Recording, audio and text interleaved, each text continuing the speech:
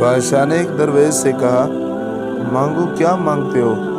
درویش نے اپنا کشکول آگے کر دیا اور عاجزی سے بولا، حضور صرف میرا کشکول بھر دیں۔ بادشاہ سخاوت کے موڈ میں آیا ہوا تھا۔ اس نے فوراً اپنے گلے کے ہار اتارے، انگوٹھیاں اتاریں، جیب سے سونے چاندی کی اشرفیاں نکالیں اور درویش کے کشکول میں ڈال دیں۔ لیکن کشکول بڑا تھا اور مال و متاع کم، لہٰذا اس نے فوراً خزانے کے انچارج کو بلایا۔ انچارج ہیرے جواہرات کی تھیلی لے کر حاضر ہوا۔ بادشاہ نے پوری تھیلی الٹ دی، لیکن جوں جوں جواہرات کشکول میں گرتے، کشکول بڑا ہوتا گیا، یہاں تک کہ تمام جواہرات غائب ہو گئے۔ بادشاہ کو بے عزتی کا احساس ہوا۔ اس نے خزانے کے منہ کھول دیے، لیکن کشکول بھرنے کا نام نہیں لے رہا تھا۔ خزانے کے بعد وزراء کی باری آئی، اس کے بعد درباریوں کی باری آئی، لیکن کشکول خالی کا خالی رہا۔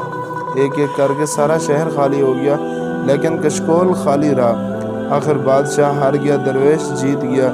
درویش نے کشکول بادشاہ کے سامنے الٹایا، مسکرایا، سلام کیا اور واپس مڑ گیا۔ بادشاہ درویش کے پیچھے بھاگا اور ہاتھ باندھ کر عرض کیا، حضور مجھے صرف اتنا بتا دیں، یہ کشکول کس چیز کا بنا ہوا ہے؟